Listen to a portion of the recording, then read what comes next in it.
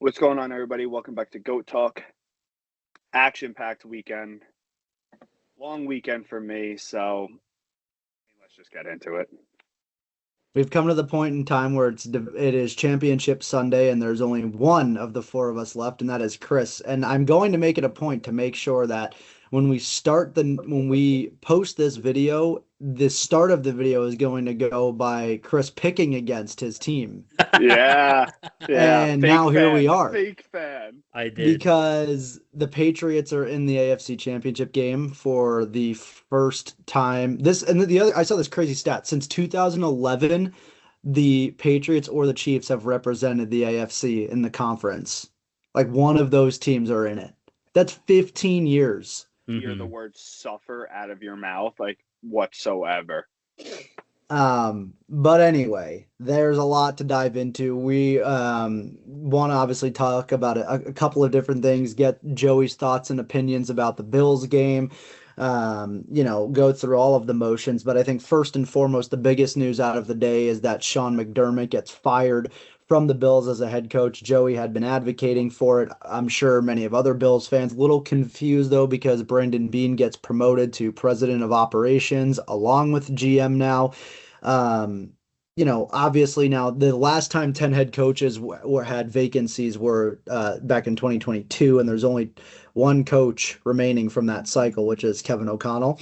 But anyway, that's neither here nor there. Joey, what are your initial thoughts as a Bills fan with this departure? Obviously, we talked a little bit before you got on, but just curious to hear your thoughts in a nutshell. Yeah, so, first things first, I'm going to wear this shit proudly. I'm going to always wear this shit proudly. I'm going to represent the Bills till the day that I pass along. I'll always be a Bills fan no matter what, no matter how much torture and heartbreak every single year they cause me. But like you said, the past few episodes or the past couple months, I've been saying that I think McDermott should be fired. I am a little, surprised that a lot of other people are surprised, like on social media, Ian Rappaport, a lot of people like Gruden, a lot of people were surprised by this move. I'm not surprised by it. The only thing that annoys me is that Beane was promoted. I would have been fine with firing Beane and giving McDermott one more year. I think both of them should have been fired, but Beane definitely should have went first. The whole promoting thing, I'm confused by it, honestly, because I don't think McDermott is a bad coach whatsoever. I just think both sides needed a change. That's really all there is to it. Yeah, and I think in today's NFL, a lot of the times when ownerships decide to make the change, it's either clean house or one or the other happens, right? Like you've seen it, especially in 2022, like Vikings cleaned house, Jets cleaned house. Like a lot of these coaches at the time, a lot of these ownerships at the time will clean house. Falcons did it this year, cleaned house. Or they'll do one or the other. And I just think with what's out there right now, I just think that it's easier to fill a head coaching position than it is a GM role, in my opinion. I think you need to get the right guy in there that can be the GM, or if you can get the right head coach, it's easier to fire the GM later on, if need be. He's proven to not be able to draft.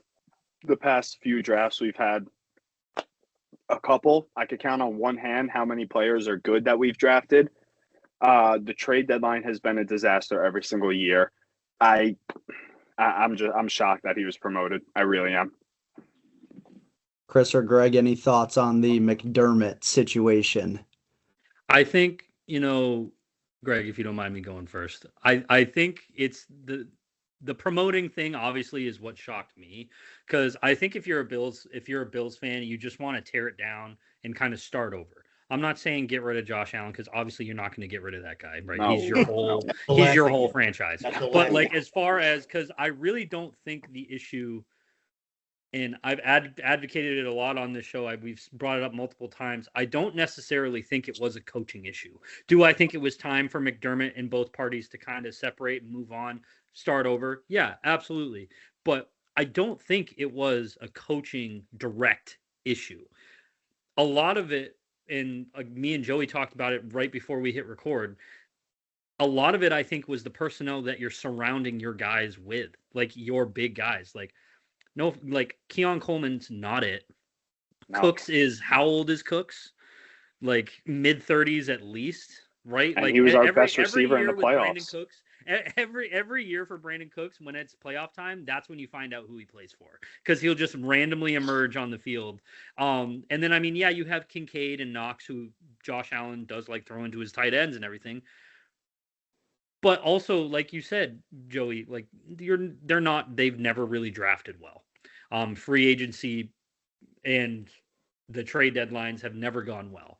And you know, it's I think if it's more of an upper echelon thing, like the GM, the ownership group, everything like that, I think that's the bigger issue, and definitely shocked that that's the decision they made to not only bring Bean back, but give him a couple extra zeros on the end of his at the end of his paycheck, right? Like, and like, how can you promote him but then fire someone who's not, I don't believe personally to be the problem.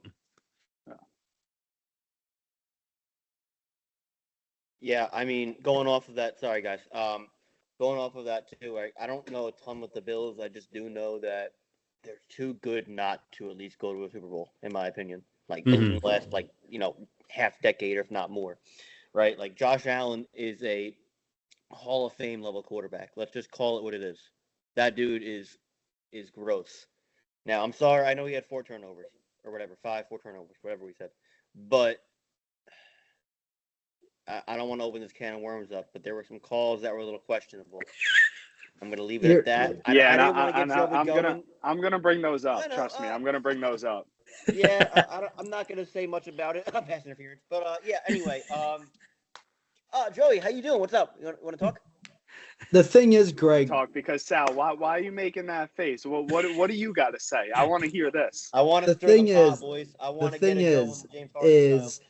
Yes, you have Josh Allen, but to your point, Greg, like I don't know if the Bills really the past couple of years, yes, they've been in the AFC Championship game, but they're still like they've been 2 to 3 pieces away from being a true contender. Like and especially you saw it last year too, like when you have the opportunity and the personnel on the field to do it, you don't do it, it's harder to try to do it again. There's only very few teams in sports that have the ability to consecutively be as good as they have been. Example, Patriots in the early 2000s, Chiefs the latter half. And again, even both of those teams have had both of their struggles while they were good. The problem, I think, with the Bills is that structurally there's a problem. I don't think it's an Allen problem.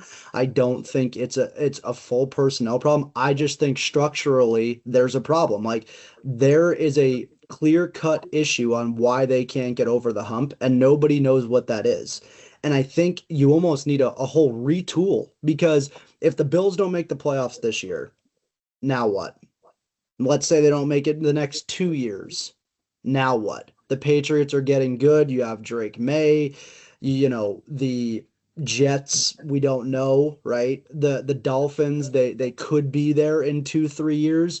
You don't want to certainly fall out of a division that has been yours for a while if you can't figure out what the issue is. And I don't think it's a bad thing. Like I'm not, and Joey, maybe you disagree, but I think there's more of like a tooling issue with the team than there is anything else. Because let's say McDermott wasn't the answer and you fire him, and now you don't make the playoffs this year. You don't win 10 games. Now who do you blame now? And let's say they bring some people in, right? Like even when they had players there, when they brought Diggs in and when they had healthy tight ends, they still couldn't do it. And you had the running game too. So is it a personnel problem? Is it what is it? And I just think there's a lot more to it than like, oh yeah, great, you have Josh Allen.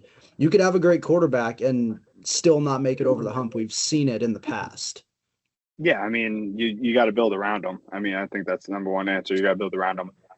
I don't like to bring up the past because it doesn't change anything. It's not going to change the outcome of any game no matter what.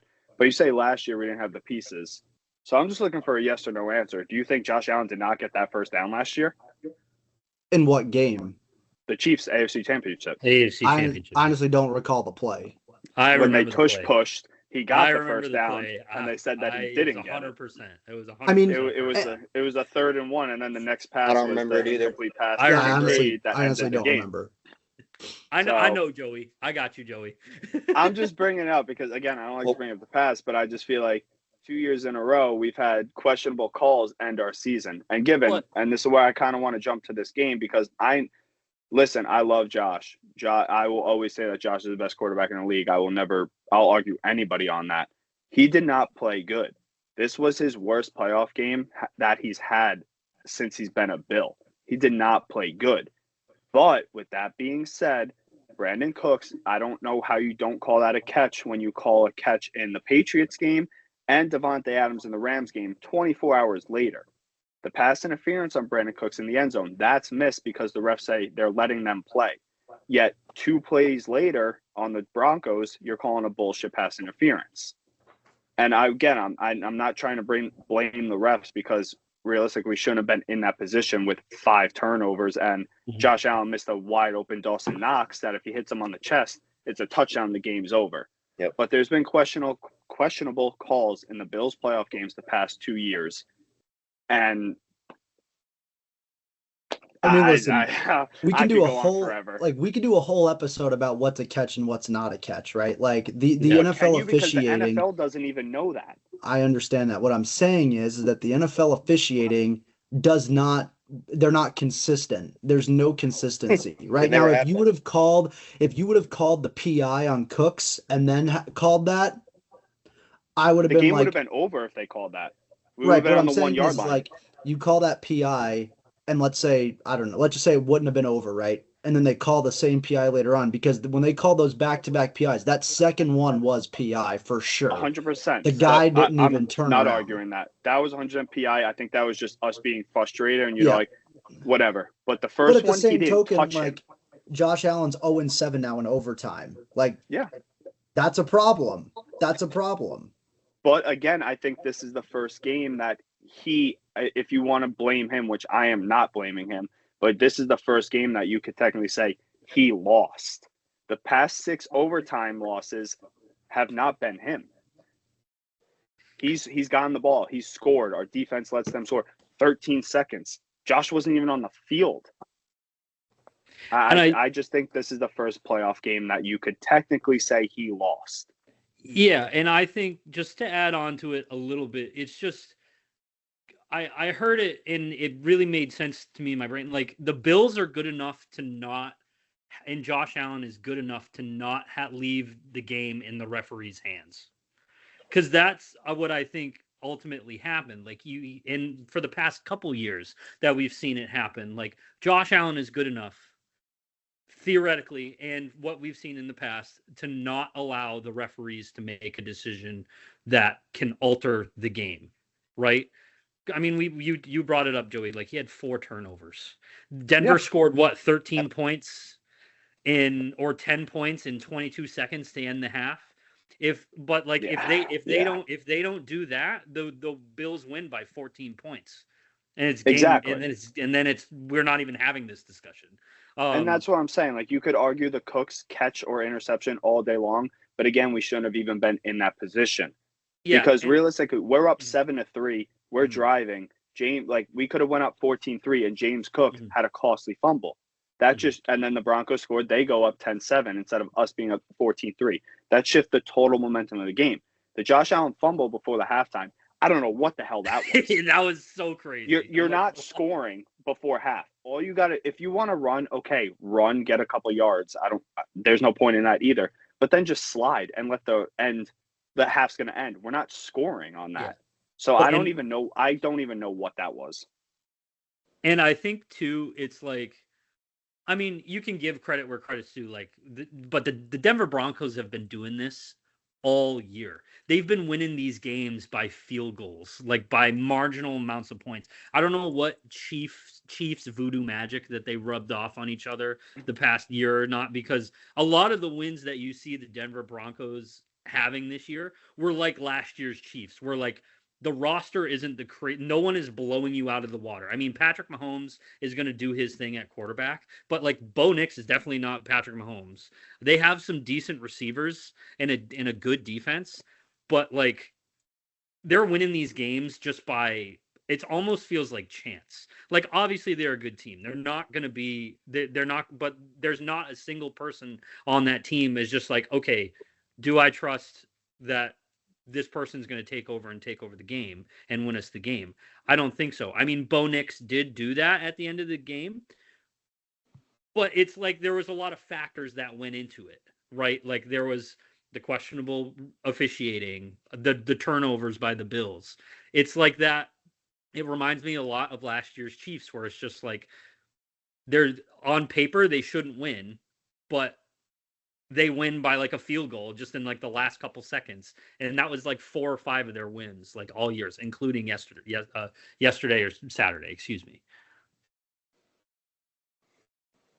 Yeah, I just like I don't know, and I no, like honestly, like I don't know if you guys have anything else to say. I'm kind of over it. Like it's just like it's year after year with this team, but like now you bring up Bo Nix, and it's just like I don't mean any disrespect. I don't mean to shit on your Patriots, but now it's just like they have a cakewalk to the Super Bowl now. When I know Bills versus Patriots AFC Championship would have fed families. Oh my God, I was rooting for it. America lost when the Bills I was rooting for it. If Bo Nix didn't get hurt, it wouldn't be it wouldn't be a bad AFC Championship. Terrible. But now it's just like, all right, like Jeff Stidham, here we go. What do you got? Haven't thrown a pass in 2 years. So I'm telling you, it's a revenge game. It's a revenge game. He's literally the only backup quarterback last year and this year to not attempt a pass in the NFL. Yep. God, I hope the Broncos win. That would Make be the Patriots fun. your ball so bet. funny. Oh my God. Yeah. Well, yeah, a lot of stuff going on in the Bills world, and obviously, Joey, we feel for you as a collective. But we actually we have to move on, unfortunately. So moving on to Chris's Patriots, because that again was another game, an interesting game early on. That game sucked. Yeah, it wasn't great. It was so bad. It was so bad. But I mean, you know, if Houston had a competent quarterback, the game wouldn't have mattered. Yeah. Like, it just wouldn't have, like, the Patriots would have actually lost that game if Houston didn't have CJ Stroud, in my opinion. Stroud ended with, what, 4 or 5 turnovers? 5. It was 5, He had 4 right? interceptions at 4 halftime. He had that's crazy. Yeah. Like Patriots defense played well, absolutely, but so did Texans defense. There, Will Anderson is so good. He's so good. Yeah, he's unreal. He really is. But Chris, what are your thoughts overall since this is your team now? Like you guys said, like probably the most disgusting, ugly football game you could probably imagine. But that's also like, I bring back the Bills game that we had against you guys last year, or the year before when we had Mac Jones, and literally I think Mac Jones like threw the ball like 2 times. It was just, why are we trying to throw the ball? If I'm Houston, if I'm D'Amico Ryans and I'm seeing how CJ Stroud is just being killed, he can't make a read to save his life. When he throws the ball, it's behind everybody. You could talk about the elements. It was shitty weather out, whatever the case may be. He had 4 picks at halftime. Like, that's just not going to win you football games. Now, I say that Drake May also had how many fumbles? He had like what, 2, 3, 4 3, fumbles? I think. Yeah, I don't remember. And an interception. Like, Drake May in no way, shape, or form had his best game. But I think the most impressive thing about yesterday, and again, I agree with you, Sal, that if Houston had just a competent quarterback, if CJ Stroud just had like a mediocre, like maybe a couple turnovers, but like a couple touchdowns, 250 yards, I agree with you 100%. We would have lost that game. Because I think the Texans lost the game more than the Patriots won.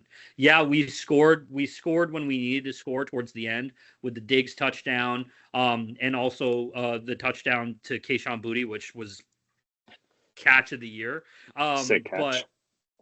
But like, Booty. you can definitely make that argument that at that point in the game, the Houston Texans were already done because they just couldn't. They can't generate that kind of offense. I think the Patriots are just a team that they've totally bought into the Mike Vrabel system. They totally believe in themselves, even though the roster isn't anything like insanely crazy to look at. It's not like we have like the Rams offense or anything like that with all those dudes out there. But I think it's just more of like a belief that Vrabel has kind of instilled, because whether it's the first year luck, because who knows, this just could be a flash in the pan. Who the hell knows? Because of the easy ass schedule that we had all year, because of a lot of different factors. But I think yesterday's game kind of gave me a perspective a little bit more that, yes, we had an easy schedule. I don't think they could be able to do it through 18 games, 17 games, but they can win the gritty ass games. I think. That's just me. Proceed. Their defense surprised me. I didn't really think the Patriots defense was all that, but they have a very good defense. Like now I'm not questioning it. They have a very good defense, and I hate the Patriots. I'll flat out say it. I hate the Patriots. But I mean, you guys beat the Chargers. Great defense. You beat the Texans, who, in my opinion, were the best defense in the league. Mm-hmm. And they were probably the hottest defense in the league coming into playoffs and everything. And now you go against Denver, who has another good defense, but I expect you guys to win that game. So I'm not going to say that they prove me wrong, because they'll never prove me wrong because I hate them. But I think Vrabel was an amazing signing for them. Oh, God, yeah. I think because you point at all of those games so far, and I think it's honestly a pattern, because you bring up the Charger game, you bring up this Sunday's game, and then looking forward to Denver. Now, all of them have offensive problems. Like, the Chargers' offensive line is terrible. Like, and Justin Herbert also didn't have his best game, but it's hard to throw the ball when you're just getting pressured like 15 times, like constantly. Yeah. And then you have the same thing with this week's game. Like, I'll give credit where credit's due. That Houston defense deserved to be talked about the way that they were talking about it before the game. Like, that is a stud number one defense. That's a defense that can carry you to a Super Bowl if you just have a quarterback with an IQ over 10. But like, it's just the offensive problems. They have an anemic offense. There's nothing happening. Like, obviously they'll have the flash in the pan. I mean, Nico Collins was out. He had really nobody to throw the ball to. Two of their tight ends got injured in the first half and out for the game. And you're relying on Nick Chubb, who you haven't heard of since he was when he was with the Browns and when his knee was in not 15 pieces. Joey's just saying that because he went to Georgia. But like, you know, literally, and now you have the Broncos, who just lost their starting quarterback and are just giving the reins to a guy who hasn't taken a snap since like week 3, and it was just a QB kneel. Like, he hasn't attempted a pass. So I think literally, I'm really interested, because I already know what the narrative is. Cakewalk schedule. They're just getting lucky because of injuries with the offense on the other teams and everything like that. I understand that, but I still think Denver is a tough place to go into and play. Like, I'm not. I mean, should the Bills have won that game? Absolutely. And would we have potentially got an AFC championship with the Bills and the Pats? That would have been awesome. Do I think the Patriots lose that game if we play the Bills? Absolutely. I still think there's a chance that we lose against the Denver Broncos. Listen, Joey, this worked this week. Shut up. Here we go. You're done. Listen, Joey. It worked last week, so I'm going to continue to do it. It worked last week. Hold on. Let's playing Jeff Stidham. Let's correct. His name is Jared Stidham. Jared. How much he's irrelevant. Stidham. I don't even know his name. Okay, so let's just get that correct. You're playing Jared Stidham. He's irrelevant. I know, but listen, dude. listen. It worked this week, so I'm gonna keep doing it. I'm not gonna take a ball. My picks for this week are not gonna be against the Patriots this week. But I'm really praying that Greg pulls up the bald bet that the Denver Broncos are gonna beat the Patriots, because we're gonna get to all that really soon, Chris. So you'll have time to find out. Before we get to championship picks and Greg's bald bet and all that fun stuff.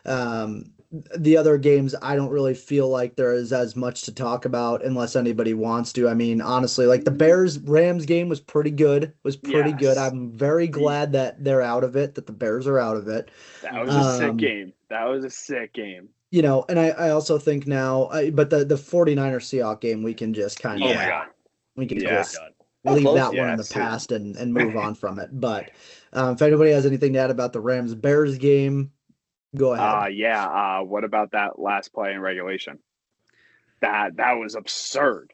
Yeah, but the future is bright in Chicago. Future is bright in Chicago.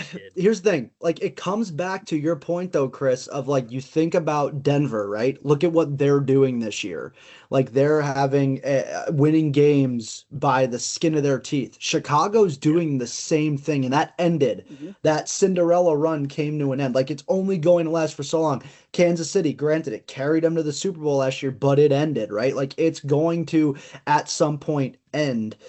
And I don't think the Bears are going to be built for that year over year. You see teams have that. I mean, and again, I don't mean to like relate back to it. Like the Vikings had the same thing in 2022, literally like winning off last minute kicks and coming back in a minute to go, then go to the playoffs and lose to the Giants at home. Like it eventually it runs out. And I just don't think they're going to do the same thing next year. I just don't.